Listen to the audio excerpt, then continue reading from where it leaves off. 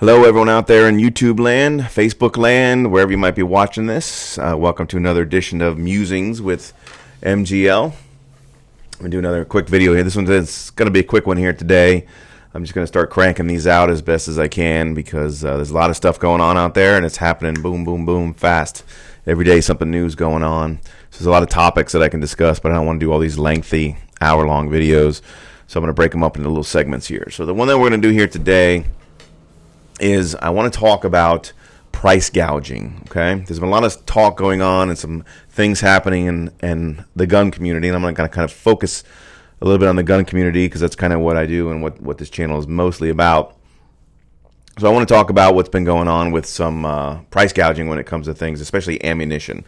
There's been a lot of stories going around. If you look around on Facebook and social media and other news reports, of a lot of gouging on ammunition. Okay, we see this every time there's some sort of a run on guns or ammunition, which usually is precipitated by or follows a.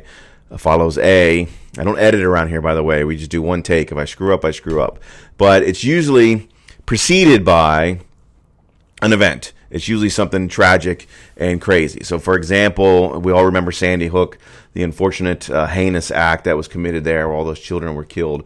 Right after Sandy Hook, of course, as there is whenever there's one of these mass shootings, there's all kinds of push to ban certain firearms and create all kinds of new gun laws to really restrict our Second Amendment rights. When they did that, people ran out and they bought everything that they could get their hands on. They bought as many ARs as they could find, and they bought a whole bunch of ammunition. So there was a shortage that was created by that. The great irony is that whenever there's some sort of a gun incident that occurs, you would think, some people would wish anyway, that you would see a dip in people buying guns and buying ammo after something like that. But what you always see is a spike because people start getting scared that the government's going to overreact to these type of things and they're going to ban firearms, they're going to ban certain types of ammunition, and so there's always a run on it. So there's always a spike after something like that when firearms are involved. So you're seeing the same thing here because of the virus. Okay, I talked a little bit about yesterday that you see all this panic buying going on, and you see all these people running out and buying handguns for the first time, and people who should have been stocked and prepped properly are going out and trying to now all of a sudden at the last minute stock and prep properly, so they're buying all of the guns and the ammos that they can find. Well, like anything else, when something like that happens, you have people who are going to I'll use a phrase, take advantage of that, although what it technically is just capitalism. You know, capitalism is a supply and demand concept. So if there's a high demand for something, naturally the prices are going to go up. If there's a low demand for something, prices stay down. Or if there's a short supply, prices might go up. We all kind of understand economics. Well, most people do.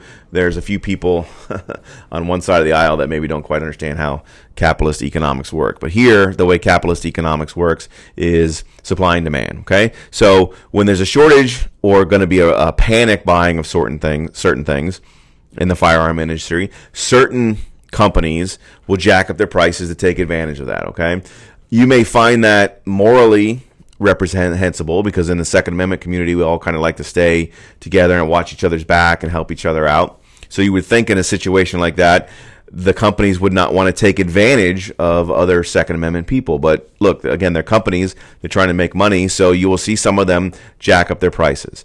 If you go on to some certain online retailers, they're really jacking up their prices. What was going for 20 cents a round just a week ago is now all of a sudden going for $1 a round. I mean, certain websites out there, I'm not going to name them because I don't want them trying to shut down my video or come after me or anything, so I won't name the particular websites, but we all kind of know who they are because they're just posted all over Facebook and social media. So certain websites are jacking up their prices. They're really trying to maximize what they can get for a round of ammo. The problem is, again, it's not illegal. They can do that. It may be morally, we may look at it as morally reprehensible, again, in the gun community, but it's not illegal, so they're allowed to do that. I've been getting a lot of questions. A lot of people go on social media and ask, and I've been getting people asking me directly is, well, isn't that price gouging? Price gouging is illegal, right? We always see that whenever there's a hurricane. Again, I'm in Florida, so whenever there's a hurricane or something, you always see these edicts go out that you can't do price gouging and that people can be charged with that. That's true. However, price gouging to some extent, or really only applies to things that you would consider necessities, essential things.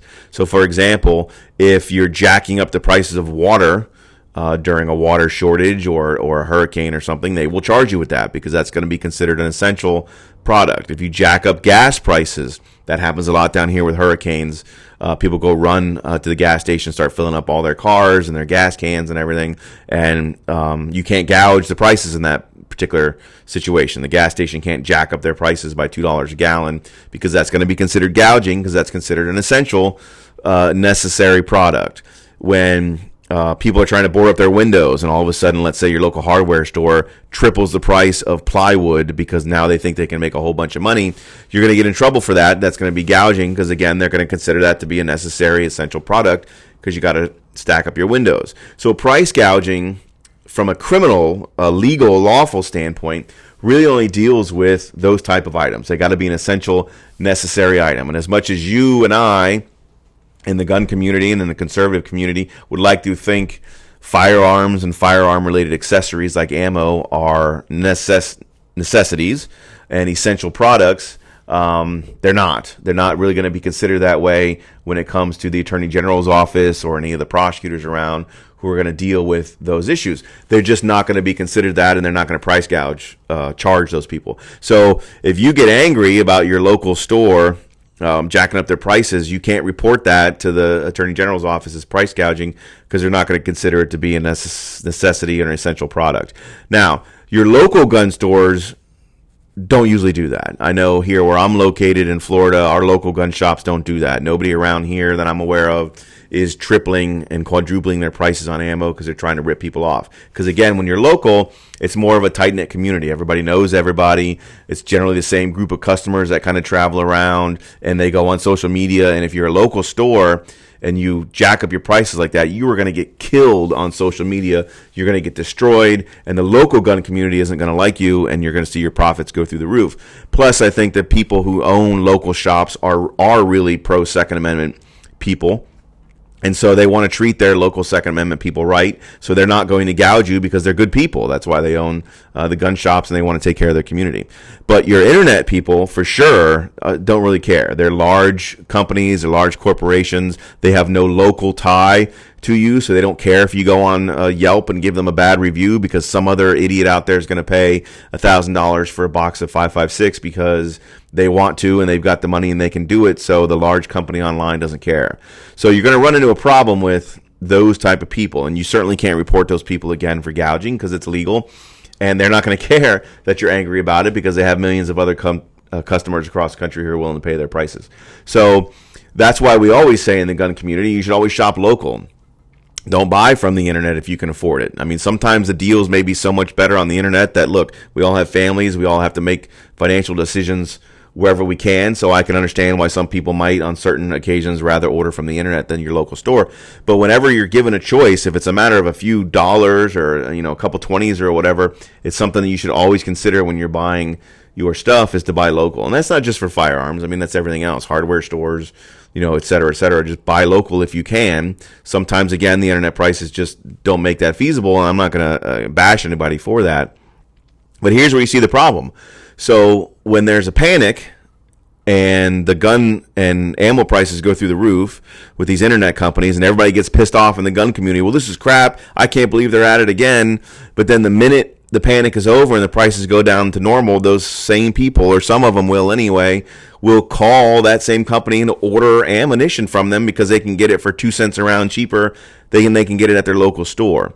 If you would punish these companies during the good times by not shopping at them and shopping at your local gun store, they might feel a little bit more responsibility towards you and may not want to gouge you when the panic time comes because they got burned the last time. So it's a hypocritical thing, again, I think, because you'll see a lot of people out there now complaining about these large companies online gouging people, but then as soon as the panic's over and they need to buy just a standard old case of rounds, they're going to buy it from the internet company because they can get it for 20 or $30 cheaper. They can get it at the local store and then keep that company in business. So you give that company zero incentive to treat you properly when the crisis comes around and they're jacking up their prices for their ammo. So just keep that in mind. Make sure, remember this now. If you're angry now about what these big stores are doing, please remember when this crisis is over, and it will be over, when it's over, don't buy ammo from those people. Remember what they're doing now 6 months from now. And next time you go into your local store and you say, oh man, I can get a case of that for $20 cheaper online, okay, you're free to do it. Nobody's going to tell you can't. But then don't bitch the next time the crisis comes around and then that same online store all of a sudden jacks up your prices, because I know where you're going to go. You're going to rush right back down to that local store and you're going to buy all their ammo, or you're going to complain and demand or get angry when they don't have any ammo in stock because all the big stores online have bought them. So let this lesson, maybe this is another good thing. I talked about it in my last video. There may be some good things that come out of this, silver lining in a very dark cloud. Maybe one of the good things that come out of this is people realize that these big internet companies for certain things like firearms and firearm-related stuff aren't really the answer, that you should always support your local stores. Again, you should do that across the board, but specifically in this area of commerce, you got to support your local stores. They're all family-owned. They have children to feed, and they really care about you, and they're always there for you when emergencies come. So you need to be there for them when emergencies come instead of trying to get stuff from the big stores. Buy local, and maybe that's another good thing that'll come out of it. I talked in the last video about we now have more first-time buyers than ever, so maybe that's a good thing. And maybe some people will realize that they shouldn't buy from these stores and they'll shop local because it's better for them in the long run. So hopefully that's another good thing that comes out of this. So that's all I wanted to touch on real quick today is gouging. Again, no editing. We just go straight forward. So gouging. So keep that in mind, okay? And again, gouging is only going to be for necessary things. So you can't be complaining every time somebody jacks up the price of toilet paper online that's a crime, because it's not a crime. A lot of us may think toilet paper is a necessity, just like we think bullets are, but that's not generally what most of the laws say. So when you start seeing those things, look, gouging is gouging. It could be immoral in some sense. It's certainly capitalism in another sense, but don't complain about it and then go back into your old habits when the crisis is over and go back to these people who are just going to gouge you. So keep that in mind. Hope everybody's staying safe. Wash your hands. Don't touch your face. I've tried not to do it during the videos. Don't touch your face. Wash your hands. Social distance. Yada yada yada. But everybody stay safe. Buy stuff from your local stores if you can. Most of the stores around here still have ammo. I think a lot of the stores have ammos and firearms, so you should be going to those places and buying your stuff, not trying to get anything on the internet.